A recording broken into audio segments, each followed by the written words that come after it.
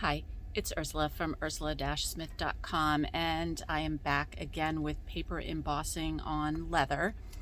And I don't know if you can see that design, so I thought I had this great idea for a design. And when I originally was working on it, there were little dots in the center of these flowers. And I always forget this when I'm doing stencils, that the things that are in the middle, they need to be attached to the outside edges of whatever you're designing. Otherwise, when you pop the pieces out on a stencil, those inside things just disappear, right? They're not attached to anything.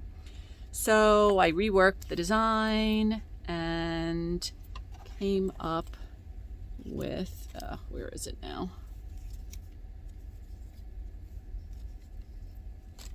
Oh, kind of sort of something like this. There's another version of it where there's actually dots in there. So you can see, so I made this, so there's another version. So this was the second screw up. And I can't find that right now. It's buried somewhere. But in any event, you would end up having all these lines. So, you know, even if there was a circle here, you'd still kind of have this line in the middle.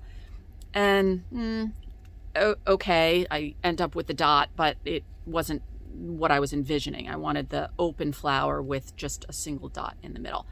So I'm not even gonna bother to make that. So my thinking is, okay, what if I go back to my original, and I think these are two different sizes, but close enough, where there's the open flower, but maybe I emboss in 2 steps. So I emboss the centers and then the flowers, or vice versa. I'm not entirely sure which way. Or maybe, and this is for the smaller one, which I just tossed and can't find. Oh, here it is. But maybe I could emboss them together so that, you know, the dots are centered, and these may be different plates. Yeah, they are. Okay, there's the, yeah. So the idea is something like, come on, work with me here. Something like that, where the cutout and the circle are layered, and I emboss that way. I'm not sure that's going to work. I think I'm going to have to probably do it in 2 steps, but we'll give it a shot, see if it works. So then you could have, you know, like the circles or whatever, a design in a design without having to cut the braces basically for the inside pieces. I hope that all makes sense. So anyway, thanks for joining me, and here comes the experiment. One of my shims. So this is what I was talking about, that you typically do with stencils. So they're called either like bridges or supports or whatever, so that I could keep a circle in the middle of the flower. But I didn't like having those lines there, especially in a leather design. I just thought that will look kind of weird. Blah. So anyway, this was my idea of layering the 2 different cutouts and then trying to impress it into leather and seeing if that worked. So we are going to give this a shot, and I think it's going to be better to put the flower side down first and then the dots. Kind of line it up with the edges. And my leather is already wet, so that's good to go. It's down on my Sizzix platform with 1 tab down, and then the embossing rubber, and then my plate, which is probably going to end up causing a ridge, I think. And then I need shims for this, so try and line it up as best I can with that piece of leather. But you don't want your shims kind of getting in your way. I had a test case where it ended up moving the leather underneath, so you definitely do not want to do that. And then we're just going to roll this through as we have been in the past. And that was pretty stiff, so I don't think I'm going to take a chance and roll it back the other way. I think I'm just going to go with it this way. And let us see. Oh. Okay, yeah. That is exactly what I wanted to happen. Whee! So, and this was what I was talking about, or I was afraid of, the edge of the paper. Again, I made it not long enough. For this piece of leather, I cut a little bit longer than I normally do. So I might even make these even longer, especially if I need wider bracelets. And then you can see, you know, where the layers didn't line up properly. I don't know, once it's stained, I mean, it probably still will look not the greatest, although it's kind of everywhere, so maybe you could think that was my design. I did do another video where I used a stylus, like a little ball tip, to kind of press down. Oh, it's still here, yay. To kind of go in and try and press those down a little bit.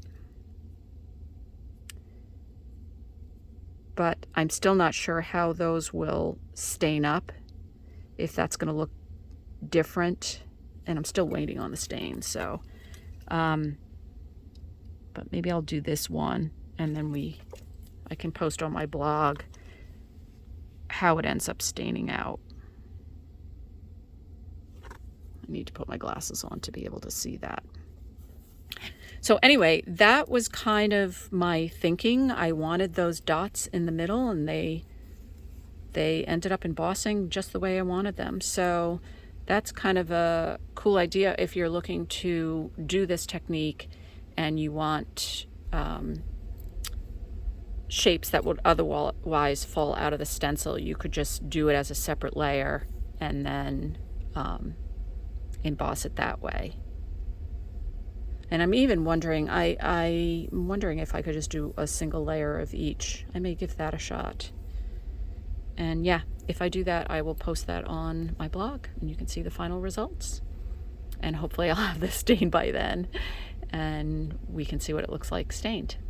So thanks for joining me, and we'll see you next time. So I'm back, and I decided to layer one thickness of the flower cutouts with one thickness of the dots. And again, we're layering this so that we can get dots in the middle of a stencil, so that I don't have to do supports for them to keep the circle in there. I just thought that look would not be good embossed. So we're doing layers of the flowers and the dots to try and get the impression that I want it to look like without having bridges. And so, as usual, I'm using the Sizzix Big Shot platform with one tab down, my piece of leather face up, my impression face down, and I'm using the Sizzix embossing cover plate.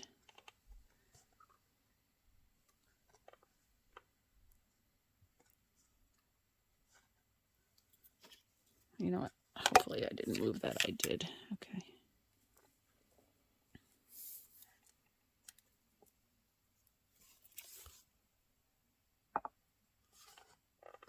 And then I need my shims.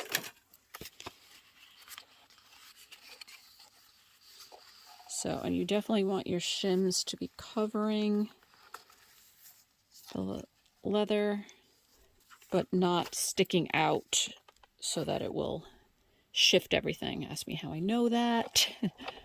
And then we're going to roll through. And this is sufficiently sticky enough rolling through that I think I'm not going to roll it back, especially with all the stuff I got going on here.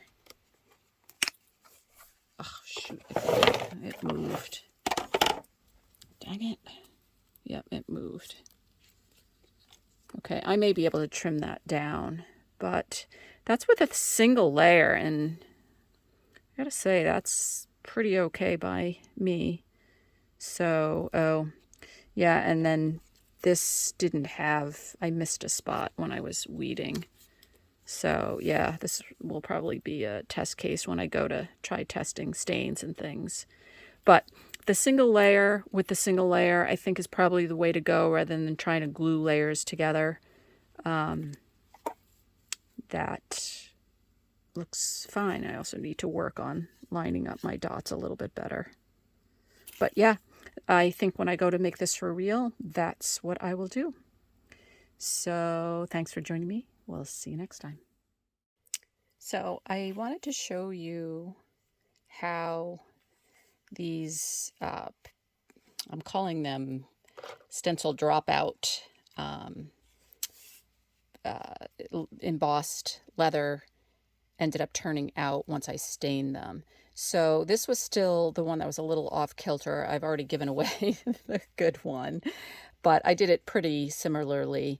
So just a little bit of staining, let it kind of pool around the edges. Come on, focus. There we go. And yeah, looks really good. So that was one of them. And then I did want to show you this one. This was another one where I ran it through and it really moved. And so I was left with this totally wonky design that I embossed with the paper. And so what I did was I went back in with stamping tools. So you can find cheap, this was just a cheap one I found on Amazon and just kind of, you know, stamped in with different designs, the leaf, there's dots in there, just to kind of fill in that space. And it kind of looks like that's what I meant it to look like.